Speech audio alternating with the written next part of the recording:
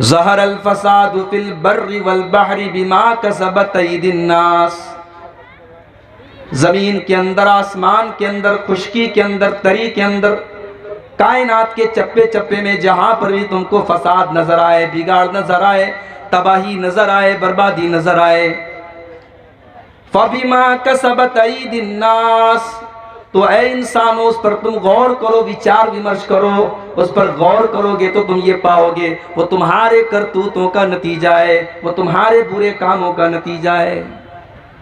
दुनिया में जहां पर भी बिगाड़ है उसकी वजह सिर्फ और सिर्फ एक है, तुम्हारे बुरे करतूत है, तुम्हारे गलत काम है, तुम्हारे पाप हैं। ज़हरल फ़सादु फ़िल बर्रि वल बहरि बिमा कसबत अयदिन नास।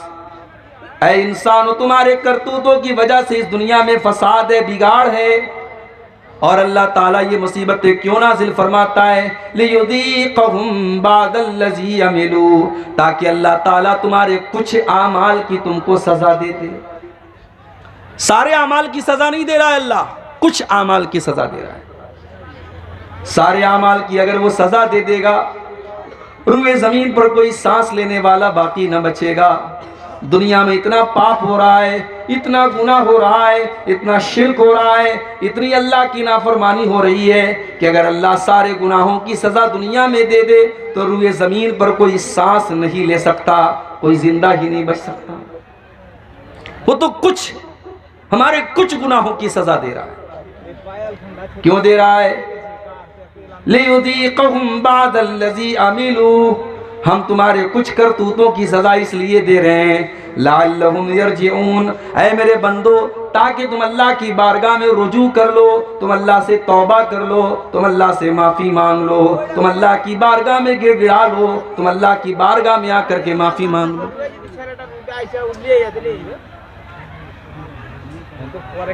मगर आप गौर कीजिए मेरे भाई, कोरोना की मुसीबत आई, एक एक मोहल्ले से, एक एक गांव से 20-20 जनाजे निकले। रमजान का महीना था, कितने शहरों में और कितने मोहल्लों में हमने देखा मस्जिदों से ऐलान हो रहा है, एक ऐलान खत्म हुआ दूसरा शुरू, दूसरा खत्म हुआ तीसरा शुरू। ये दौर भी हमने देखा।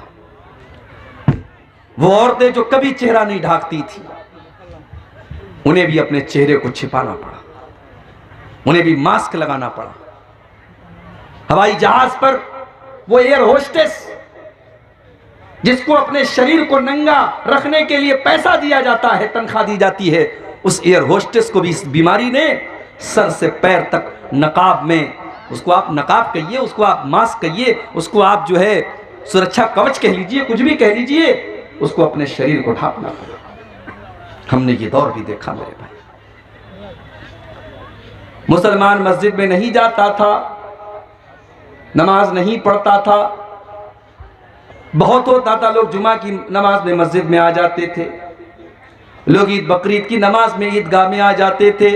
कोरोना ने वो दौर भी हमको दिखाया कि अल्लाह ताला ने ऐसे हालात पैदा कर दिए कि मस्जिदों के दरवाजे बंद हो गए, मस्जिदों के दरवाजे बंद हो गए। तुम नहीं आते ना मस्जिद में, मत आओ। अब मस्जिद में तुम आ नहीं सकते, मस्जिद के दरवाजे तुम्हारे लिए बंद हो गए, तो चाह करके भी तुम मस्जिद में नहीं आ सकते। कोरोना के इस दौर में हमने ईद की नमाज अपने घर में अदा की जो कभी नहीं कर सकते थे। तरावी की नमाज मैंने अपने घर पर अपने परिवार को पढ़ाई। मैं हाफिज नहीं हूं, लेकिन उसी कोरोना के दौर में मैंने 10 पारे याद करके अपने घर में तरावी की नमाज पढ़ाई।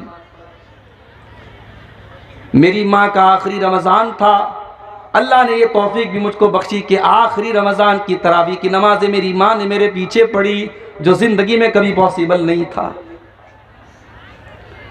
कोरोना ने हमको वो हालात भी दिखाए मेरे भाई, लेकिन हालात जैसे ही नॉर्मल हुए, हम और आप अपने पुराने ढर्रे पर लौट आए, हम अल्लाह की नाफरमानियों में लग गए मेरे भाई। जिना के अड्डे आबाद हो गए। दिल्ली के अंदर जब लॉकडाउन खुला तो सबसे पहले शराब की दुकानों पर लाइन लग गई। गौर करो कि आज का इंसान इतनी बड़ी बड़ी मुसीबतों को देखने के बाद भी ये इंसान कितना कठोर हो चुका है, कितना संग दिल हो चुका है, इसका दिल कितना पत्थर हो चुका है कि ये अल्लाह की तरफ रुजू नहीं करना चाहता, ये अल्लाह की तरफ लौटना नहीं चाहता, ये तौबा करना नहीं चाहता, ये अपने पापों को छोड़ना नहीं चाहता। मेरे प्यारे साथियों, कुरान का पहला पारा उठाओ। अल्लाह ने यहूदियों का तज़किरा करते हुए फरमाया, तुम कसत कुलूबुकुम मिन बादि ज़ालिका फहिय कल हिजारति औ अशद्दु कसवा। ऐ यहूदियों, तुमने अल्लाह की इतनी नाफरमानी की, तुमने इतने पाप किए, तुमने इतने गुनाह किए कि तुम्हारे दिल तो पत्थरों से भी ज्यादा कठोर हो गए, तुम्हारे दिल तो पत्थरों से भी ज्यादा सख्त हो गए। व इन्न मिनल हिजारति लमा यतफज्जरु मिनहुल अनहार। इसलिए कि पत्थर तो कुछ ऐसे भी होते हैं कि पत्थर के अंदर से पानी रिस रिस करके बहने लगता है। व इन्न मिनहा लमा यशक्ककु फयखरुजु मिनहुल मा। पत्थर तो कुछ ऐसे भी होते हैं कि जब पत्थर के ऊपर बार बार पानी पड़ता है तो पत्थर के अंदर भी सुराख हो जाता है और पत्थर से पानी बहने लगता है। व इन्न मिनहा लमा यहबितु मिन खशियतिल्लाह। पत्थर तो कुछ ऐसे भी होते हैं जो अल्लाह के खौफ से झुक जाते हैं, नरम पड़ जाते हैं। मगर यहूदियों, तुम तो इतने सख्त दिल हो चुके हो कि तुम्हारे दिल तो उन पत्थरों से भी ज्यादा गए गुजरे हैं। अल्लाह ने तो यहूदियों के बारे में कहा था। आज यहूदियों की जगह हम और आप अपने आप को रख करके सोचें, हमारे दिल भी मेरे भाइयों पत्थरों से भी ज्यादा सख्त हो गए। रोजाना जलसे हो रहे हैं। नवंबर दिसंबर का महीना आपके सीमांचल में जलसों का महीना है।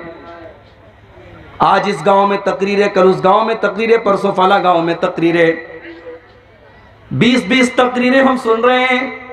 लेकिन बेनमाजी आज भी बेनमाजी है, सिगरेट पीने वाला आज भी सिगरेट का आदी है, शराब पीने वाला आज भी शराब का आदी है, हराम खाने वाला आज भी हराम खोर है। क्यों मेरे भाई? इसलिए कि गुनाह करते करते, पाप करते करते हमारे दिलों के ऊपर अल्लाह ने मुहर लगा दी है। अल्लाह के प्यारे नबी फरमाते हैं, इन्नल अब्द इज़ा अख्ता खतियतन। जब बंदा कोई गुनाह का काम करता है, जब बंदा कोई पाप करता है, नुकितत फी क़ल्बिही नुक्ततुन सौदा, तो अल्लाह ताला उसके दिल के ऊपर एक काले रंग का धब्बा डाल देता है। एक ब्लैक कलर का, एक काले रंग का पॉइंट और धब्बा उसके दिल के ऊपर डाल दिया जाता है। अगर बंदा तौबा कर लेता है, वो धब्बा मिटा दिया जाता है। लेकिन अगर बंदा बार बार उसी गुनाह को करता है, बार बार अल्लाह को नाराज करता है, बार बार वो गलत काम करता है, तो वो काले रंग के धब्बे उसके दिल के ऊपर बढ़ते चले जाते हैं। हत्ता तालु व क़ल्बहु, यहां तक के पूरा दिल, पूरा का पूरा दिल काला हो जाता है। और जब दिल काला हो जाता है, अल्लाह के प्यारे नबी फरमाते हैं, फ़ज़ालिकर रानु, तो दिल के ऊपर एक गिलाफ चढ़ जाता है, एक पर्दा चढ़ जाता है। और इसी पर्दे का जिक्र अल्लाह ने कुरान में किया, कल्ला बल राना अला कुलूबिहिम मा कानू यक्सिबून। मेरे बंदो, तुम्हारे करतूतों की वजह से, तुम्हारे गलत कामों की वजह से तुम्हारे दिलों के ऊपर पर्दा पड़ चुका है। आप तो खुशनसीब हैं, शायद आपको अंदाजा ना हो। जब आप ये कहते हैं ना कि हम अहले हदीस हैं, तो ये कोई मजाक नहीं है मेरे भाई। अल्लाह ने आपको बहुत सारी गंदगियों से बचाया है। उत्तर प्रदेश में आओ, बनारस से 200 किलोमीटर की दूर पर एक दरगाह है, नाम है कछौछा शरीफ। हर जुमेरात को औरतें जाकर के सजदा कर रही है वहां। और आगे बढ़ो, लखनऊ के करीब देवा शरीफ, रंडी का नाच होता है वहां देवा शरीफ के उर्स के मौके पर। और आगे बढ़ो, दिल्ली में निजामुद्दीन की दरगाह, वहां पर लोग सजदे कर रहे हैं। और आगे बढ़ो, राजस्थान में अजमेर है,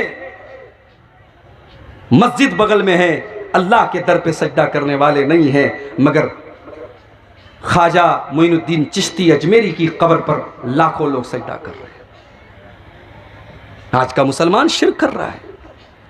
उसके बाद कहता है कि मुझे जूते क्यों पड़ रहे? तुझे जूते, तुझे अल्लाह ताला ने जिस चीज का तुझे जिम्मेदार बनाया था, ला इलाहा इल्लल्लाह, तूने उस ला इलाहा इल्लल्लाह की को खत्म कर डाला, तूने इतना शिर्क किया है और अल्लाह को छोड़ करके गैरों के दर पर तूने अपनी पेशानी को इतना जलील किया है कि अल्लाह ताला अगर चाहे तो तुझे सफ़े हस्ती से मिटा दे। कल रात में मेरा प्रोग्राम था यूपी के अंदर, लखनऊ के करीब में जगह राय बरेली। मुझे वहां के नौजवानों ने दावत दी, कहा शेख साहब हमारे यहाँ बिल्कुल अहले हदीस नहीं है, 2-4-5 घर के लोग हैं, आप आइए। पूरा इलाका कब्र परस्तों का इलाका है। मोहब्बत रसूल के मौजू पर वहां मेरी तकरीर हुई। बड़ा अच्छा कस्बा है यूपी का राय बरेली, बड़ी तरक्की में है वहां के मुसलमान। मुसलमान तो हैं, कौन से मुसलमान हैं? अल्लाह को छोड़ करके गैरों के दर पे सर झुकाने वाले।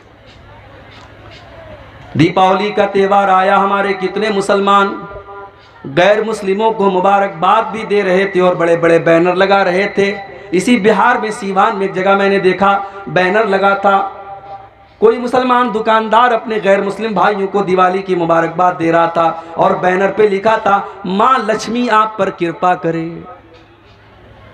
यानी मुसलमान को यह भी पता नहीं है कि तौहीद का मतलब क्या है और शिर्क का मतलब क्या है और कौन सी चीज ऐसी है जो उसकी तौहीद को बर्बाद कर देती है।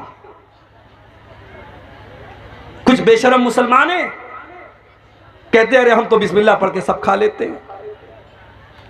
गैरुल्लाह के नाम पर कोई मुर्गा ज़बा किया गया, गैरुल्लाह के नाम पर बकरा ज़बा किया गया, गैरुल्लाह के दर पे चढ़ाई गई मिठाई आई, ये बेशरम बिस्मिल्लाह पढ़ के खा लेता है। कल को सूअर का गोश्त तेरे सामने आएगा तो बिस्मिल्लाह पढ़ के खा लेगा। कल को शराब तेरे सामने पेश की जाएगी तो बिस्मिल्लाह पढ़ के पी लेगा। जितनी हराम शराब है और जितना हराम सूअर का गोश्त है, उतना ही हराम एक मुसलमान के लिए वो चीज है मेरे भाइयों जिस चीज पर गैरुल्लाह का नाम दिया गया। नहीं जानते हमारे मुसलमान भाई।